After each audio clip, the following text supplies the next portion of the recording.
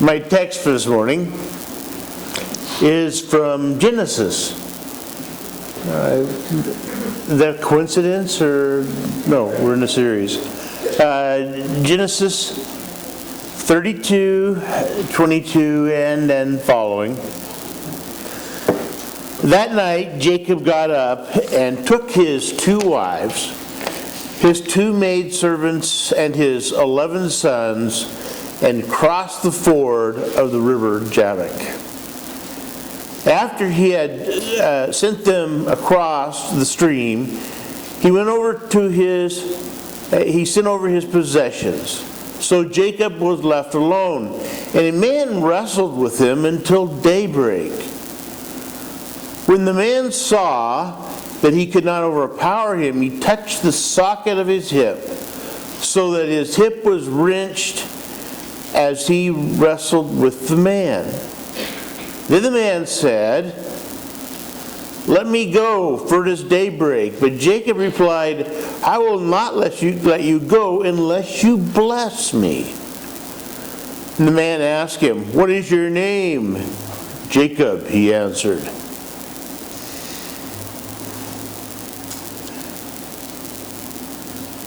Then the man said, "Your name will no longer be Jacob, but Israel, because you have struggled with God and with men and have overcome." Jacob said, "Please tell me your name." But he replied, "Why do you ask my name?" Then he blessed him there. So Jacob called the place Peniel, saying, "It is because I saw God face to face, and yet my life was spared." The sun rose above him as he passed Peniel, and he was limping because of his hip. Therefore, to this day, the Israelites do not eat the tendon attached to the socket of the hip, because the socket of Jacob's hip was touched near the tendon. Jacob looked up, and there was Esau coming with his 400 men. So he divided the children among Leah, Rachel, and the 2 maidservants. He put the maidservants and their children out front, Leah and her children next, and then Rachel and Joseph in the rear. He himself went on ahead and bowed down to the ground 7 times as he approached his brother. But Esau ran to meet Jacob and embraced him, and he threw his arms around his neck and kissed him, and they wept.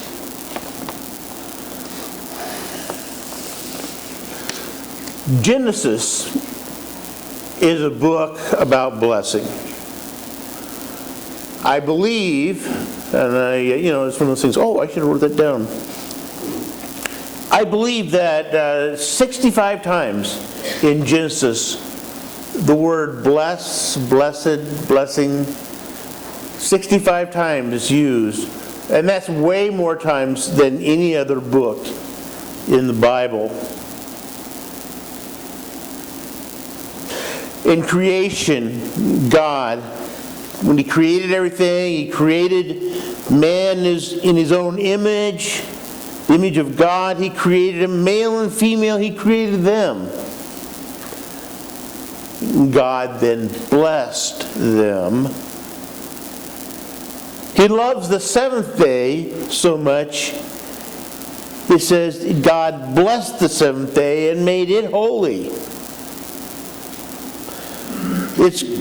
This really gets clear as we come to the story of Abraham.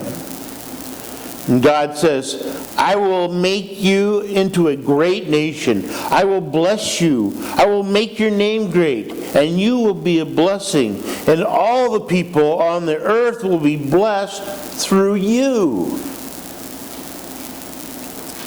No wonder we crave so much to have blessing in our lives. It's in our DNA. It's from the beginning. It's from our Genesis that we're put together that way to give and to receive blessings. See, the idea with blessing is that it begins with God. It doesn't begin with us. Then through me and you, blessing is supposed to go out. But it shouldn't stop there. The idea is that through Abraham, through you, through me, we become people who bless the entire earth. That's the way God announces through Abraham that He's going to do His blessing. I know I'm giving you guys a lot of review here. Not that you need it, it's just because I haven't been here. So,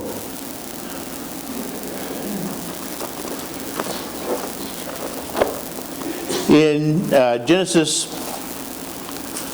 chapter 11. When Noah and his family came out of the ark, and people began once again to settle on the earth, God blessed them and said, "Be fruitful and multiply over all the earth." So what did they do? Genesis chapter 11. They said to themselves, "Come, let us build ourselves a city with a tower that reaches to the heavens, so that we may make a name for ourselves and not be scattered over the face of the whole earth." And because that, a curse came on to mankind, and especially for those of us who struggle trying to learn a foreign language. It's a curse. Now, they disobeyed God and didn't go, and they became a curse. Contrast that with Abram. God said, "Leave your country, your people, and your father's household. I will make you into a great nation. I will bless you. I will make your name great, and you will be a blessing. I will bless those who bless you, and curse those who and whoever curses you, I will curse. And all peoples on earth will be blessed through you." And so Abraham went. See the contrast? It's not about storing up blessings and making a name for ourselves. It's receiving the blessing and then passing the blessing on.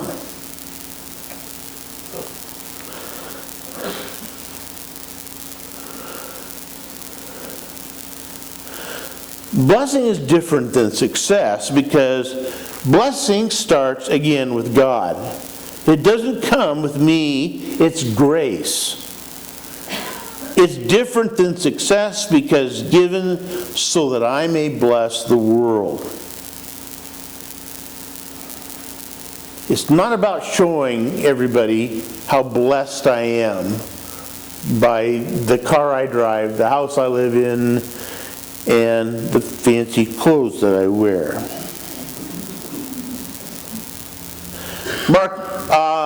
Pastor Mark Buchanan had a couple things that he said. He asked about blessing to some children. What was their description of blessing? And Rebecca, age 8, says, when my grandmother got arthritis, she could not bend over and paint her toenails anymore.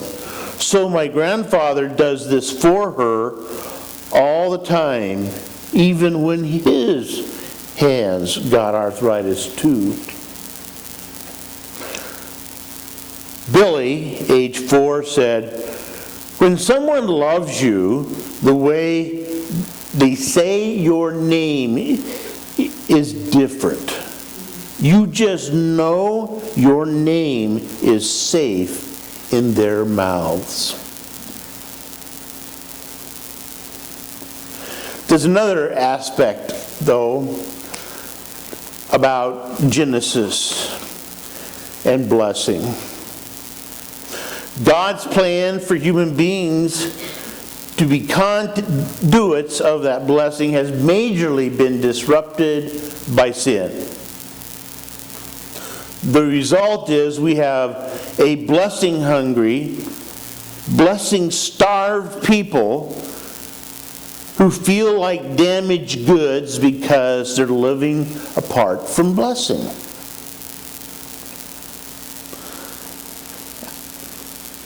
And again, since I missed Mike's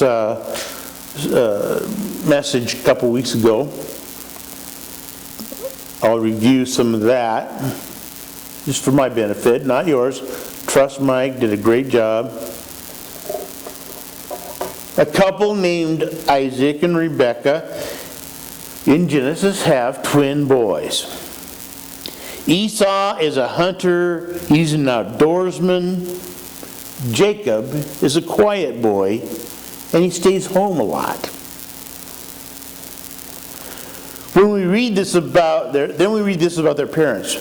Isaac, who had a taste for wild game, loved Esau.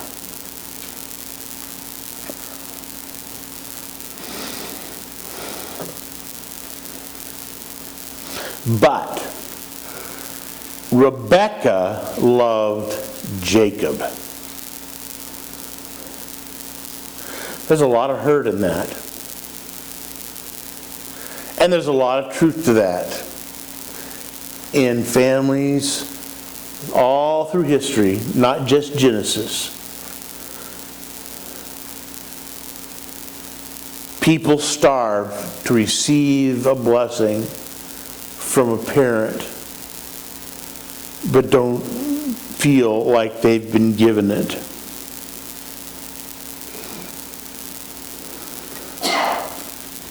Their lives became a fight for blessing. They could not get their blessing because Isaac loved Esau, but Rebekah loved Jacob.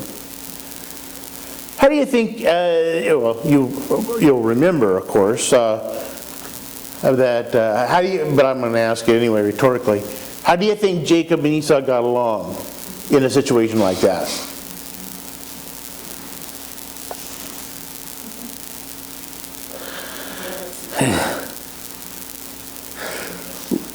If I'd have brought my sermon the day that I was supposed to, I'd tell you all about my struggles with my older brother. And then I went to him because he's 5 years older than me. He's about 6'2", he is thin, still has his hair, athletic, artistic. He has had, I honestly have lost the number of wives he's had, let alone the number of girlfriends. Okay? I'm still stuck with my first girlfriend. And she will hate me for telling you that it's her birthday today too, by the way. Why do I do these things to myself?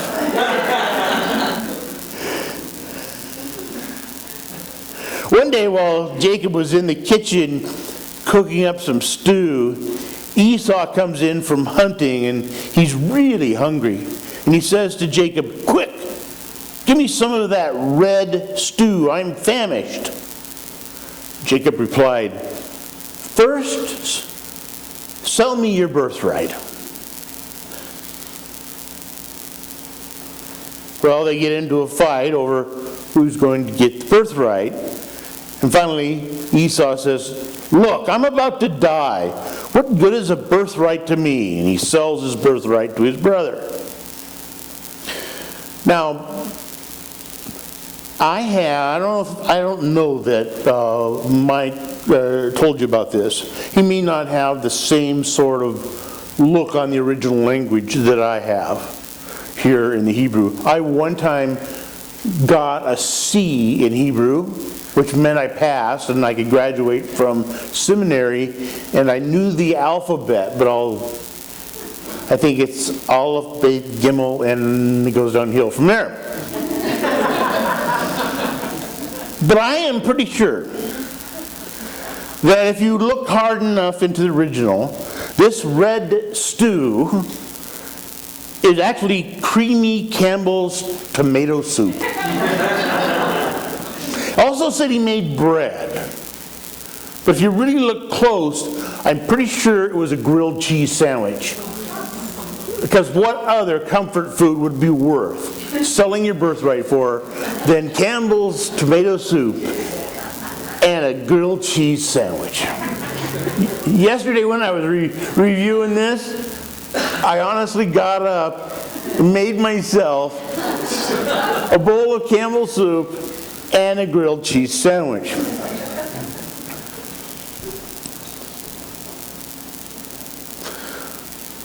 Well, what happens is this becomes a desperate battle between two boys from the damaged goods department.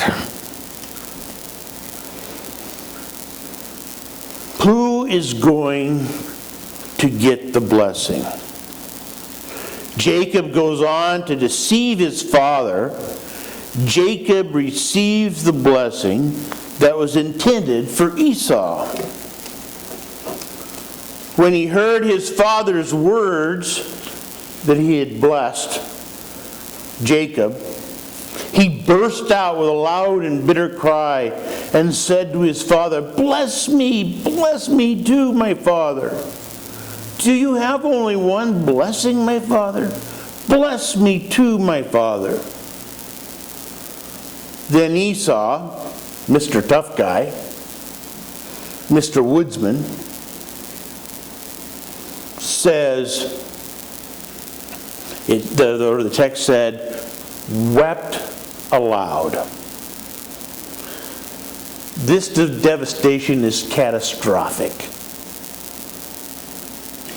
Esau held a grudge against Jacob because of the blessing his father had given him, and he said to himself, I will kill my brother Jacob.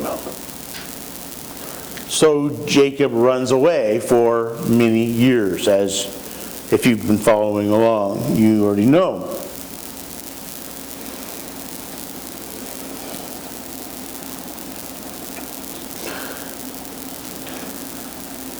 The family is devastated by this mishandling of the blessing. Jacob gets wealth. Jacob gets power. But something he can't get,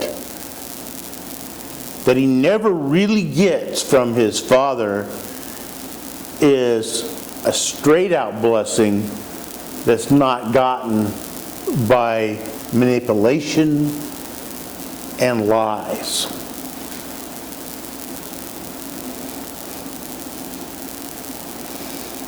Where can a person who is in the damaged goods department get a blessing that they crave? Well, for Jacob it comes in a really unusual way, or maybe it's more usual than we think. Many years later, after Jacob has accumulated wives, accumulated all these sons, accumulated great wealth, is about to come face to face with Esau, who the last Jacob knew wanted to kill him. And if Jacob was honest with himself, he would kind of understand how his brother might feel. And Esau is coming with 400 men.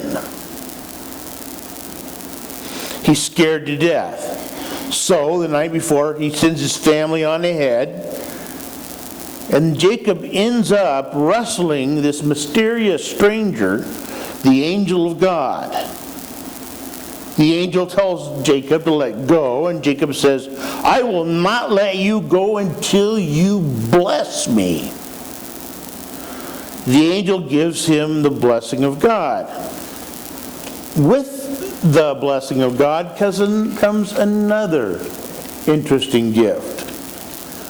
The angel touches the socket of his hip so that his hip is wrenched. He's limping. We're told the next morning, the sun rose up above him, and as he passed Peniel, he was limping because of his hip. And he looks up, and here comes Esau, his brother. The text says, Esau ran to meet Jacob. Does that bring to mind anything from the New Testament to you? Prodigal son. The father went to run to meet the prodigal son.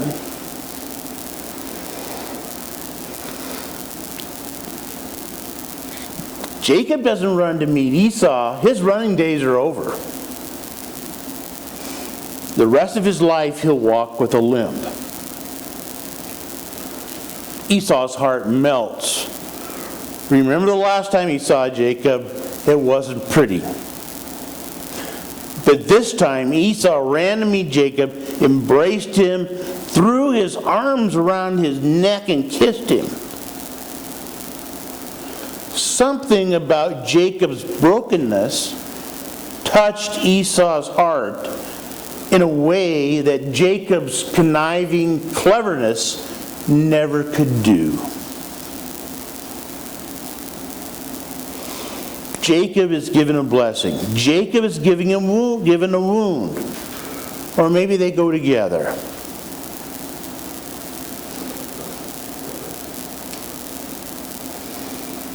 Maybe you will bless more people because you have a limp than if you didn't. Maybe blessed are those who limp, for they will walk with God. I found this to be true myself.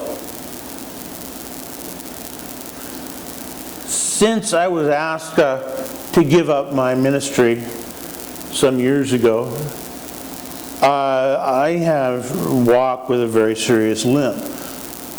However, now I work in the grade school and help kids mostly with reading, things like that, do playground duty. I'm just an EA.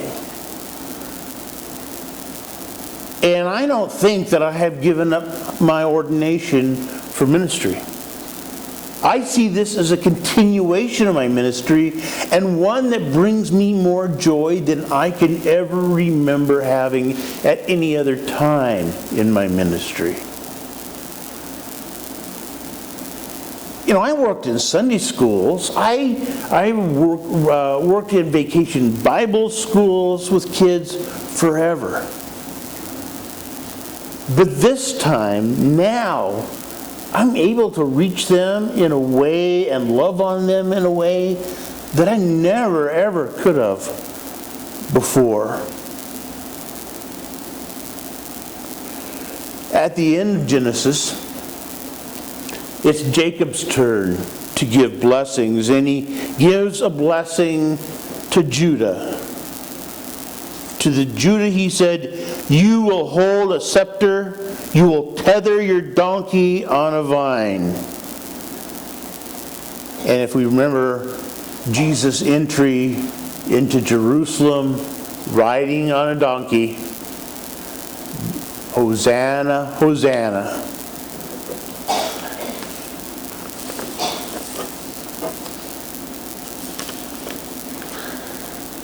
When the greatest teacher who ever lived preached the greatest sermon ever taught, it started with a single word, and the word was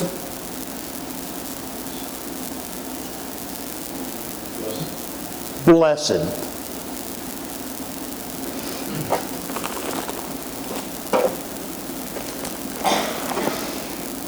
Blessed are the poor in spirit, for theirs is the kingdom of heaven.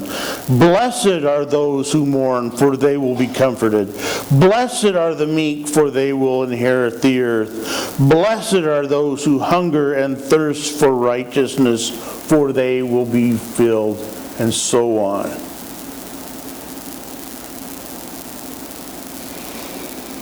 The blessings come on people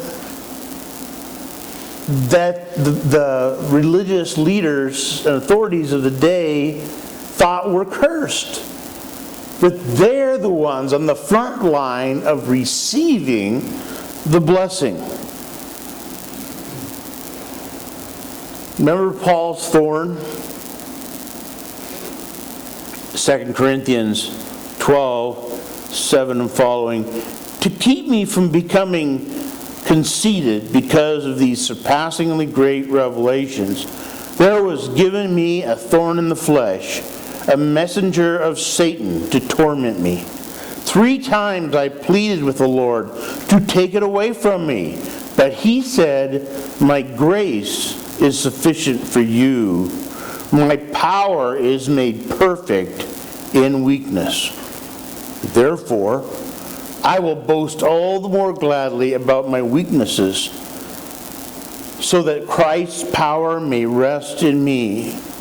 That is why, for Christ's sake, I delight in weakness, in insults, in hardships, in persecutions, in difficulties. For when I am weak, then I am strong.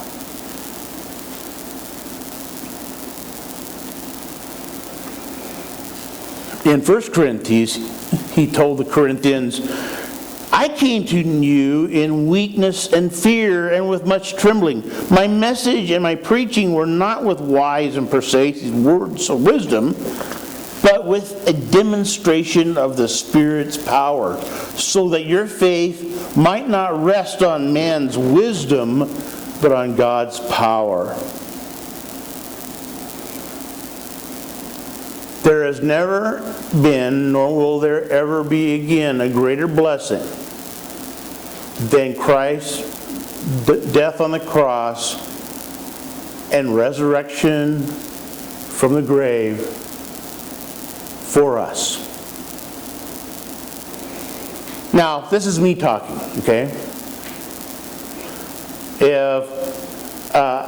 This is just my opinion, and I do not wish to hurt anybody's feelings. But I have been taught evangelism programs from when I was first a Christian in the church, and when I was in Bible college, and I think maybe even again when I was in seminary.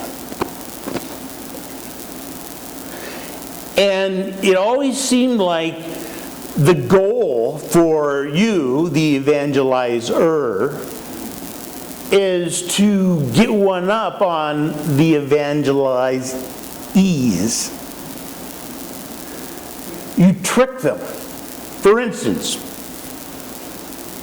you walk up to somebody, got your clipboard in hand, and you say, hey, can I ask you just a couple questions? Just a couple questions. Just simple questions, okay?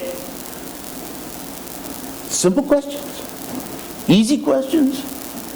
If you died tonight, do you know for sure if you would go to heaven? Okay, right there, haven't we lied just a tiny bit? And every answer can lead to another way that you can win the argument. I've just never bought into that. An ability to win an argument doesn't make you a great evangelist. It didn't make Paul a great evangelist. He came in weakness and fear and trembling.